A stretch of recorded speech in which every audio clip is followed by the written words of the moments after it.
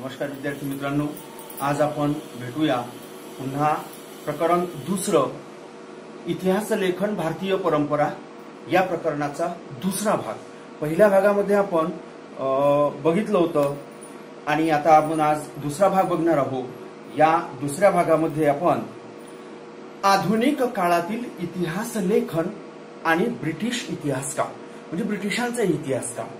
बघा, आता ब्रिटिशांची सत्ता स्थापन झाली आणि ब्रिटिशांची सत्ता स्थापन झाल्यानंतर ब्रिटिशांनी पुरातत्व विभागाची स्थापना केली। या पुरातत्व विभागाच्या माध्यमातून उत्खननाचं कार्य ब्रिटिशांनी सुरू केलं। या पुरातत्व विभागाचे पहिले सरसंचालक म्हणून अलेक्झांडर कनिंगहॅम यांची नियुक्ती करण्यात आली आणि अलेक्झांडर कनिंगहॅम यांनी जो बौद्ध धर्मग्रंथ होते, या बौद्ध धर्मग्रंथांमध्ये ज्या स्थळांच्या संदर्भात माहिती लिहून ठेवलेली होती त्या स्थळांना भेटी देऊन त्या ठिकाणी उत्खननाचं कार्य सुरू केलं। तुम्हाला या ठिकाणी बाळांनो स्क्रीनवर दिसत असेल, या ठिकाणी तुमच्या डाव्या बाजूला जर पाहिलं तर पहिलं चित्र म्हणजे माझ्या उजवीकडून दुसरं चित्र जर तुम्ही पाहिलं तर ते आहेत अलेक्झांडर कनिंगहॅम। यानंतर जॉन मार्शलच्या काळामध्ये म्हणजे जॉन मार्शलच्या हातावर या हडप्पा संस्कृतीचा शोध लागला। माझ्याकडून हे जे पहिलं चित्र किंवा फोटो दिसतो आहे, हा आहे जॉन मार्शल यांचा।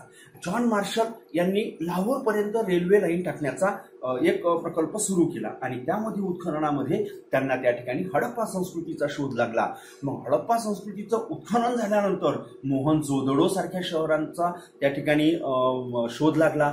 मग भारतीयांना प्राचीन संस्कृती आहे ती केव्हा तर इसवी सन पूर्व 3ऱ्या सहस्त्रकामध्ये म्हणजे इसवी सन पूर्व 3ऱ्या सहस्त्रकापासून या भारतीयांना ही प्राचीन संस्कृती आहे या बाबतीतला उलगडा झाला।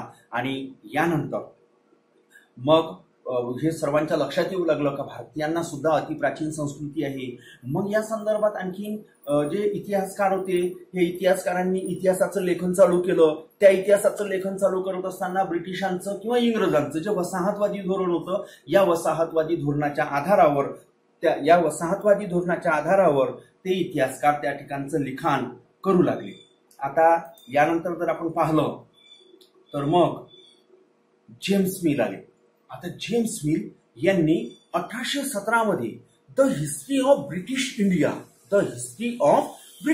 म्हणजे ब्रिटिशांच्या ताब्यातल्या इंडियाची हिस्ट्री लिहिली, ते म्हणजे जेम्स मिल यांनी। आणि हे पहिले इंग्रज होते की ज्यांनी भारतीयांच्या संदर्भात किंवा भारताच्या संदर्भात इतिहासावर कुठला तरी एक ग्रंथ लिहिला होता। आता यांचं काय होतं की यांनी सुद्धा जी वस्तुनिष्ठता होती समाजात म्हणजे इतिहासाच्या संदर्भातली जी वस्तुनिष्ठता होती याला बगल दिली, याकडे दुर्लक्ष केलं आणि त्यांनी या भारतीयांच्या संस्कृतीच्या बद्दल त्यांचा जो पूर्वग्रह दूषित होता आणि त्यावरूनच त्यांनी म्हणजे भारतीय संस्कृती ही गौण दर्जाची आहे हे जेम्स मिल यांच्या लिखाणातून सुद्धा आपल्याला दिसून येते। यानंतर स्टुअर्ट एल्फिन्स्टन यांनी द हिस्ट्री ऑफ इंडिया या नावाचा ग्रंथ 1841 मध्ये लिहून ठेवला। आता स्टुअर्ट एल्फिन्स्टन हे मुंबईचे गव्हर्नर सुद्धा राहिलेले आहेत। 1819 पासून तर 1827 पर्यंत ते मुंबईचे गव्हर्नर म्हणून होते। मग आला मराठ्यांचा इतिहास।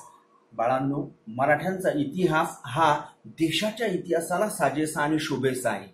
मग मराठ्यांच्या इतिहासाच्या संदर्भात जेम्स ग्रांट डफ या नावाचा जो ब्रिटिश होता, या ब्रिटिशानं a history of the Marathas या नावाचा ग्रंथ त्यानं 3 खंडात लिहून ठेवला। परंतु ग्रांट डफचा पूर्वग्रह दूषित होता आणि भारतीय संस्कृती ही गौण दर्जाची आहे हेच दाखवण्याचा त्यांनी अ हिस्ट्री ऑफ द मराठाज या ग्रंथाच्या माध्यमातून केलं। मग आता डफ यांनी लिहिलेलं जे अ हिस्ट्री ऑफ द मराठाज होता, हा ग्रंथ होता, यांनी त्यांच्या ज्या मर्यादा होत्या या मर्यादा मात्र मग विका राजवाडे आणि निळकंठ जनार्दन कीर्तने यांनी त्यांच्या लिखाणातून पुढे दाखवून देण्याचं महत्वाचं कार्य केलं। आता या प्रकरणाचा महत्वाचा आणि दुसरा टप्पा आपला सुरू होता। या ठिकाणी तुम्हाला स्क्रीनवर दिसत असेल भारतीय इतिहास लेखन विविध तात्विक प्रणाली। मग विविध तात्विक प्रणाली काय, भारतीयांचं इतिहास लेखन कशा पद्धतीचं होतं, त्यामध्ये विविध तात्विक प्रणाली कशा पद्धतीने आल्या आणि त्यापैकी पहिला महत्वाचा मुद्दा आहे तो म्हणजे वसाहतवादी इतिहास लेखन। आता वसाहत म्हणजे काय, ब्रिटिश या देशात आले, त्यांनी त्यांच्या वसाहती स्थापन केल्या, ते या ठिकाणी आपली सत्ता चालवू लागले आणि याच्या माध्यमातून मग आता भारताचा जो इतिहास आहे, हा भारताचा इतिहास कोणी लिहिला, तर हा भारताचा इतिहास लिहिला ब्रिटिश अधिकाऱ्यांनी. म्हणजे इंग्रज या ठिकाणी आले, ब्रिटिश या ठिकाणी आले आणि त्या ब्रिटिशांची ईस्ट इंडिया कंपनीच्या माध्यमातून त्यांनी जो व्यापार सुरू केलेला होता, या कंपनीच्या माध्यमातून जे अधिकारी होते, या अधिकाऱ्यांनी आणि ख्रिश्चन धर्म प्रसारक म्हणजे ख्रिश्चन धर्माचे जे प्रसारक होते, प्रचारक होते, हे आपल्या देशात आले. यांनी आणि ब्रिटिश अधिकाऱ्यांनी आपल्या देशाचा इतिहास लिहिण्याचं काम केलं. परंतु या दोन्ही इतिहासकारांच्या माध्यमातून जर आपण बघितलं तर या दोन्ही इतिहासकारांनी म्हणजे ब्रिटिश अधिकाऱ्यांनी आणि ख्रिश्चन धर्म प्रसारकांनी भारतीय संस्कृती ही गौण दर्जाची आहे. या ठिकाणी तुम्हाला दुसरा क्रमांकाचा मुद्दा दिसत असेल बेटा. त्या ठिकाणी त्यांनी सांगितलं की भारतीय ही जी संस्कृती आहे, ही संस्कृती गौण दर्जाची आहे. आणि ब्रिटिशांचं जे वसाहतवादी धोरण होतं, या वसाहतवादी धोरणाला साजेसा आणि शोभेचा इतिहास या ब्रिटिश अधिकारी आणि ख्रिश्चन धर्म प्रसारकांनी लिहिण्याचं महत्वाचं कार्य केलं. म्हणजे या इतिहासकारांनी काय केलं तर वसाहतवादी ब्रिटिश सत्तेचं समर्थन केलं. या ठिकाणी त्याचं जर उदाहरण पाहत असेल तर चौथ्या मुद्द्यावर बाळांनो या ठिकाणी दिलेलं आहे. त्याचं ठळक उदाहरण म्हणजे आपण सांगूया या ठिकाणी 1922 ते 1937 दरम्यान द हिस्ट्री ऑफ इंडिया या नावाचा ग्रंथ आणि त्याचे 5 खंड प्रसिद्ध करण्यात आले. हे म्हणजे वसाहतवादी इतिहास लेखनाचं एक महत्वाचं उदाहरण या ठिकाणी आपल्याला दिसून येते. यानंतर बघा प्राच्यवादी इतिहास लेखन आणि वर तुम्हाला फोटो दिसत असेल बाळांनो, ते आहेत विल्यम जोन्स. ते आहेत विल्यम जोन्स. आता हे प्राच्यवादी इतिहास लेखन होतं काय तर युरोप खंडातले जे विचारवंत होते, या युरोप खंडातल्या विचारवंतांना म्हणजे जगाच्या पूर्वेकडे असलेल्या देशांच्या संदर्भात, मग त्यामध्ये भारत आला, पौर्वात्य देश आले, या देशातील संस्कृती, या संस्कृतीबद्दल या युरोपीय विचारवंतांना, या तत्वज्ञांना कुतूहल वाटत होतं, आदर वाटत होता आणि कौतुक वाटत होतं. आणि म्हणून त्यांना या संस्कृतीचा म्हणजे पौर्वात्य देशातील संस्कृतीचा अभ्यास करावा असं त्यांनी ठरवलं. आता यामध्ये की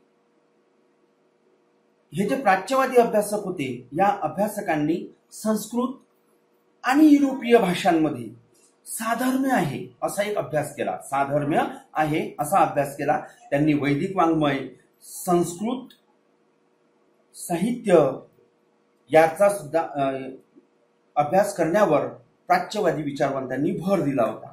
मग त्या कालखंडामध्ये इंडो युरोपीय भाषा सुद्धा होती अशी त्यांची एक कल्पना मांडली. विल्यम जोन्स यांनी 1784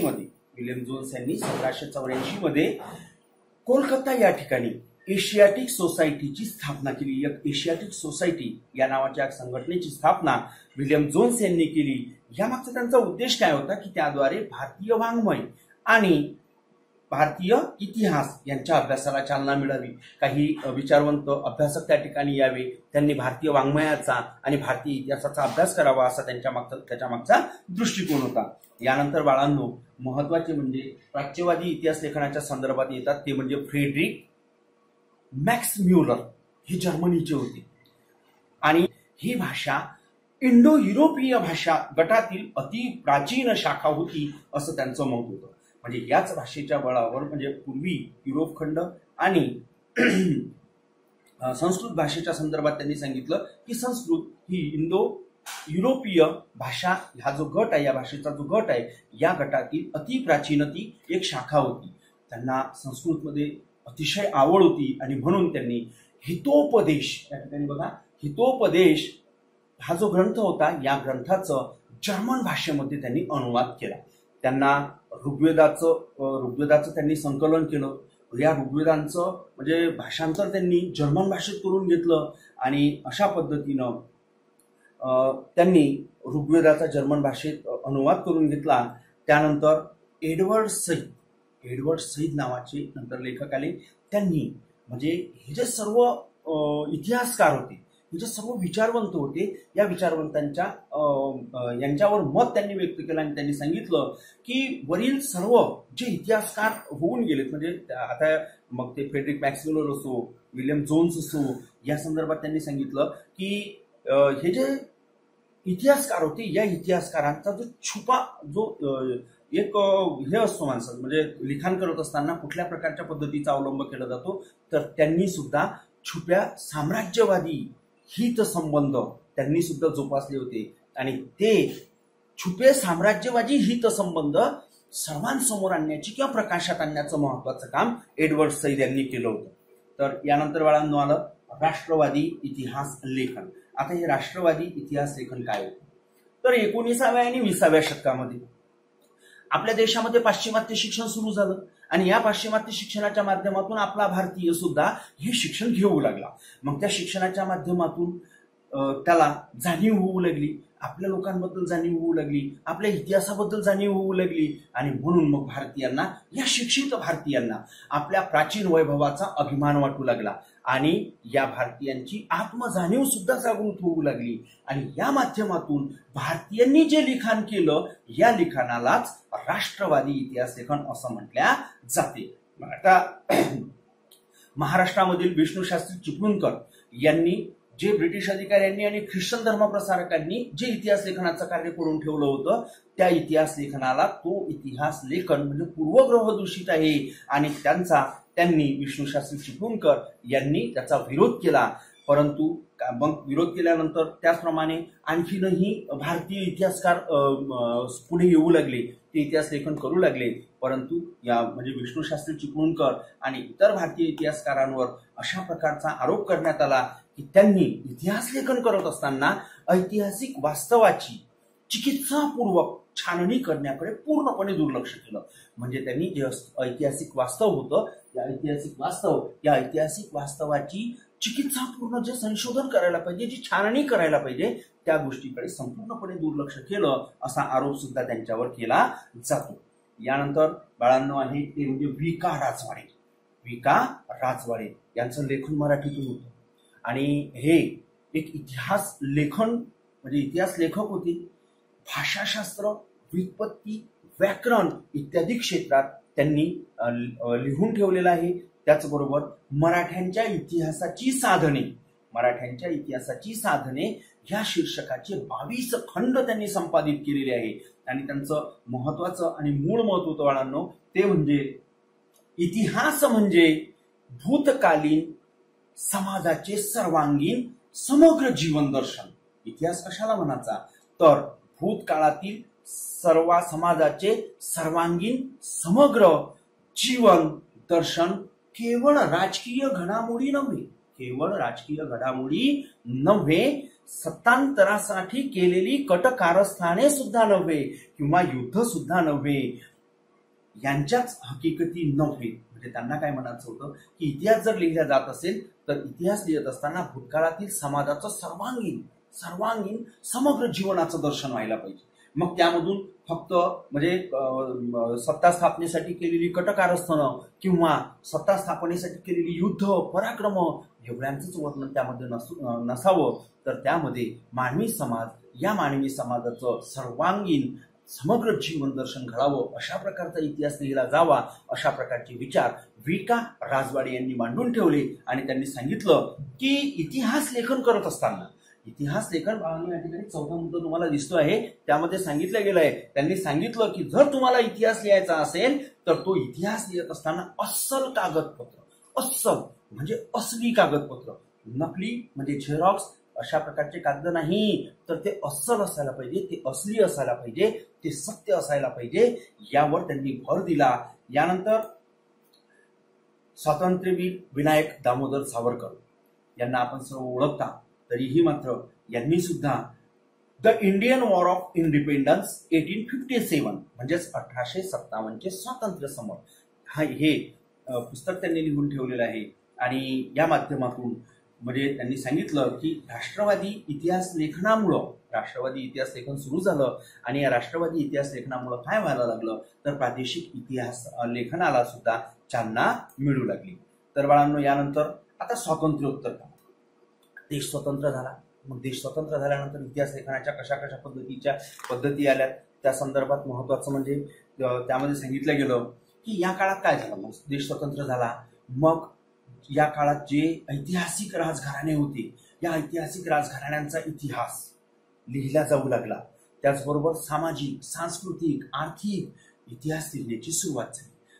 त्यानंतर मग स्वातंत्र्योत्तर काळात समाज हा विकसित होऊ लागला, विज्ञान प्रगतीपथावर येऊ लागलं, अर्थव्यवस्था, राजकीय प्रणाली, धार्मिक विचारसरणी, सांस्कृतिक पैलू यांचा इतिहास अभ्यासाची सुद्धा त्या काळातल्या विचारवंतांना गरज वाटू लागली. म्हणजे निव्वळ आपण राजघराण्याचा इतिहास लिहिला पाहिजे, सामाजिक सांस्कृतिक राजकीयच इतिहास लिहिला पाहिजे किंवा आर्थिकच इतिहास लिहिला पाहिजे एवढंच नव्हे, तर मानवी समाज, विज्ञान, अर्थव्यवस्था, राजकीय प्रणाली, धार्मिक विचारसरणी कशा पद्धतीची आहे, सांस्कृतिक पैलू कशा पद्धतीचे आहे, या संदर्भात सुद्धा इतिहासाचं लेखन व्हायला पाहिजे असे विचार मांडणारे विचारवंत पुढे येऊ लागले. त्यानंतर आता स्वातंत्र्योत्तर कालखंडामध्ये इतिहास लेखनामध्ये येते मार्क्सवादी इतिहास लेखन. आता आपण मार्क्सवादी इतिहास लेखन म्हणजेच मार्क्सच्या संदर्भात पहिल्याच प्रकरणामध्ये आपण अभ्यास केलाय. मार्क्सनं काय सांगितलेलं होतं की आर्थिक व्यवस्थेतील उत्पादनाची साधने म्हणजे मानवी समाजामध्ये नातेसंबंध गुंतलेले असतात आणि त्याच बळावर एक आर्थिक व्यवस्था असते समाजामध्ये की आर्थिक व्यवस्थेतील उत्पादनाची जी साधनं असतात ही साधनं, पद्धती आणि उत्पादनाच्या प्रक्रियेतील मानवी संबंध हा विचार मध्यवर्ती होता. कारण समाजामध्ये मानव म्हणजे सर्व श्रीमंत नसतात, सर्वच गरीब नसतात. मग त्या ठिकाणी समाजाची वर्गावर विभागणी केली जाते. मग काही जो श्रीमंत समाज आहे त्यांच्याकडे उत्पादनाची साधने असतात, गरीब लोकांकडे उत्पादनाची साधने नसतात. मग यामुळं काय होते तर यामुळं श्रीमंत लोक हे गरीब लोकांचं शोषण करतात आणि या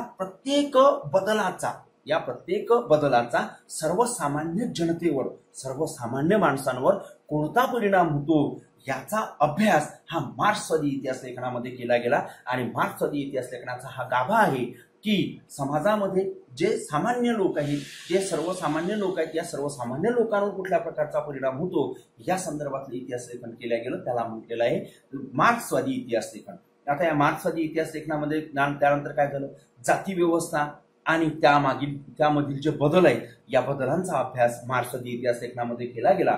यामध्ये तुम्हाला या ठिकाणी जे फोटो दिसतो आहे तो बाळांनो आहे दामोदर धर्मानंद कोसंबी यांचा. आता दामोदर धर्मानंद कोसंबी, रामशरण शर्मा, कॉम्रेड शरद पाटील हे सर्व मार्क्सवादी इतिहास लेखन करणारे होते. यानंतर कॉम्रेड श्रीपाद अमृत डांगे हे तर भारतीय कम्युनिस्ट पक्षाचे संस्थापक सदस्य होते. त्यांनी प्रिमेटिव्ह कम्युनिझम टू स्लेव्हरी या नावाचं पुस्तक लिहिलंय. हे पुस्तक म्हणजे मार्क्सवादी इतिहास लेखनाचे एक सुंदर उदाहरण आहे. यानंतर बाळांनो वंचितांचा इतिहास. वंचित म्हणजे काय? वंचित म्हणजे दुर्लक्षित. मानवी समाजामध्ये असा गट असतो की ज्या समाजाच्या गटाकडे कुठल्याही प्रकारचं लक्ष दिलं जात नसते, म्हणजेच तो दुर्लक्षित असतो, म्हणजेच तो वंचित असतो. अशा वंचित समाजाच्या संदर्भात जर आपण पाहिलं तर या वंचितांचा इतिहास लिहिण्याची खरी प्रेरणा जर कुठून मिळाली असेल तर ती मिळाली आहे मार्क्सवादी इतिहास लेखनामध्ये. आता यामध्ये दाखवलं आहे की अँटोनियो ग्रामची हे इटलीचे होते, इटालियन तत्वज्ञ होते. त्यांनी सांगितलं की समाजाच्या तळाशी असलेल्या लोकांपासून इतिहास लेखन करावं. म्हणजे समाजाच्या अगदी खालच्या टोकापर्यंत, खालच्या तळापर्यंत जे लोक राहतात त्या लोकांचा इतिहास लेखनाचं महत्वाचं कार्य करावं. म्हणजे त्या समाजाचा इतिहास लिहिला जावा असं मत अँटोनियो ग्रामची यांनी मांडलं. आता या इतिहास लेखनाचे महत्वाचे साधनं कोणते होते तर ते साधनं होते लोकपरंपरा. आणि पूर्वीच्या काळात ज्या लोकपरंपरा होत्या या परंपरांच्या आधारे ह्या वंचितांचा इतिहास लेखनाचं कार्य सुरू केलं. यामध्ये नंतर रणजित गुहा यांचं महत्वाचं कार्य आहे आणि रणजित गुहा या ठिकाणी रणजित सांगितलं की वंचितांच्या इतिहासाला एक महत्वाची विचारसरणी म्हणून स्थान देणं महत्वाचं आहे. त्यांनी सांगितलं की वंचितांचा जो इतिहास आहे या वंचितांच्या इतिहासाला एक महत्वाची विचारसरणी म्हणजे त्यांना महत्व देऊन त्यांना एक स्थान प्राप्त करून द्यावं असं मत रणजित गुहा यांनी मांडलं. परंतु बाळांनो यापूर्वी रणजित गुहा यांच्या पूर्वी जर आपण बघितलं तर महात्मा ज्योतिबा फुले यांनी सुद्धा असे जे वंचित दुर्लक्षित, त्याचबरोबर डॉक्टर बाबासाहेब आंबेडकर यांनी सुद्धा अशा प्रकारचे जे वंचित समाज होता, जो दुर्लक्षित समाज होता, या समाजाकरिता अतिशय धडाडीचं कार्य केलं. महात्मा फुलेंनी तर गुलामगिरी या नावाचं पुस्तक लिहिलं. या पुस्तकामध्ये शूद्रांचा इतिहास म्हणजे समाजामध्ये ज्यांना शूद्र म्हटलं जात होतं त्या शूद्रांचा इतिहास उलगडण्याचं महत्वाचं काम केलं. आणि धर्माच्या नावाखाली स्त्रिया, शूद्र, अतिशूद्र यांचं जे शोषण समाज करून घेत होता, या शोषणाकडे महात्मा फुले यांनी लक्ष वेधलं. त्याचप्रमाणे डॉक्टर बाबासाहेब आंबेडकरांचं कार्य खूप महान आहे, आपणा सर्वांना माहिती आहे. तरीही मात्र डॉक्टर बाबासाहेब आंबेडकरांनी सांगितलं की या देशाच्या ऐतिहासिक म्हणा किंवा राजकीय किंवा सामाजिक क्षेत्रामध्ये या वंचितांचा खूप मोठा वाटा आहे. म्हणजे वंचित जो समाज आहे, या वंचित समाजाचा खूप मोठा वाटा याच्यामध्ये आहे. मग त्यामध्ये म्हणजे वसाहतवादी इतिहास लेखन झालं असं, राष्ट्रवादी इतिहास लेखन झालं असं, त्यावेळी सुद्धा या वंचितांना दुर्लक्षित करण्यात आलं. या वंचितांकडे कुठल्याही प्रकारचं लक्ष देण्यात आलं नाही. आणि म्हणून भारताच्या सांस्कृतिक आणि राजकीय घडणीत दलित वर्गाचा मोठा वाटा आहे हे त्यांनी सांगितलं. आणि त्यांनी या संदर्भातले 2 ग्रंथ लिहून ठेवल्या बाळांनो. त्यापैकी पहिला म्हणजे हू वेअर द शुनाज आणि दुसरा आहे द अनटचेबल. या नावाचे 2 ग्रंथ डॉक्टर बाबासाहेब आंबेडकर यांनी लिहून ठेवले. यानंतर बाळांनो आपला शेवटचा टॉपिक येतोय तो म्हणजे स्त्रीवादी इतिहास लेखन. पूर्वीपासून जर आपण बघितलं इतिहास लेखनामध्ये पुरुषप्रधान संस्कृती असल्या कारणानं पुरुष पुढे आले आणि पुरुषांच्या संदर्भातलं इतिहास लेखन सुरू झालं. मग स्त्रीवादी जे इतिहास लेखन होतं म्हणजे स्त्रियांच्या संदर्भातलं जे इतिहास लेखन होतं, या इतिहास लेखनाकडे पूर्णपणे दुर्लक्ष झालं होतं. मग स्त्रीवादी इतिहास लेखन जेव्हा सुरू व्हायला लागलं तेव्हा मात्र मग स्त्रीवादी इतिहास लेखन करत असताना त्यांना स्त्रियांचं जे लेखन आहे किंवा स्त्रियांचं जे संकलन आहे हे संकलन करणे आणि स्त्रीवादी दृष्टिकोनाला चालना देणे हे एक महत्वाचं कार्य स्त्रीवादी इतिहास लेखनामध्ये या ठिकाणी दिसते आपल्याला. या ठिकाणी तुम्हाला ताराबाई शिंदे दिसत असतील.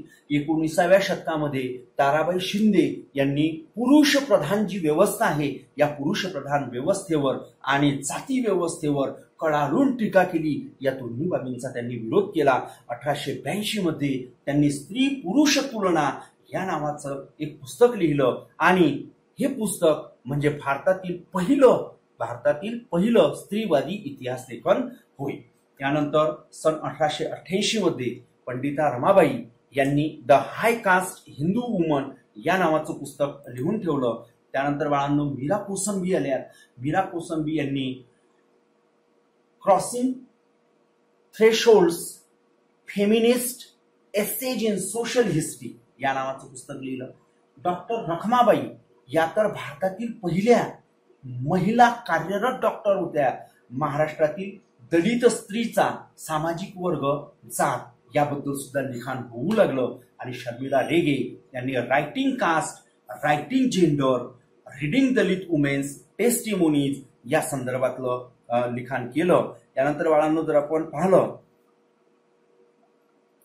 तर अशा प्रकारे भारतीय इतिहास लेखनावर भारतात उदयाला आलेल्या सामाजिक आणि राजकीय चळवळींचा प्रभाव होता. म्हणजे भारताचं जे इतिहास लेखन आहे हे या भारतीय इतिहास लेखनावर भारतात ज्या सामाजिक राजकीय चळवळी झाल्या या सामाजिक आणि राजकीय चळवळीचा प्रभाव या भारतीय इतिहास लेखनावर होता. आणि त्याच बरोबरीने भारतीय इतिहास लेखनाची परंपरा स्वतंत्रपणे आणि समृद्धरित्या विकसित होत गेलेली आपल्याला या प्रकरणाच्या माध्यमातून दिसते. या ठिकाणी हे प्रकरण संपलं. आपल्या सर्वांना समजलं असेल असं मी गृहीत धरतो आणि आपली रजा घेतो. धन्यवाद.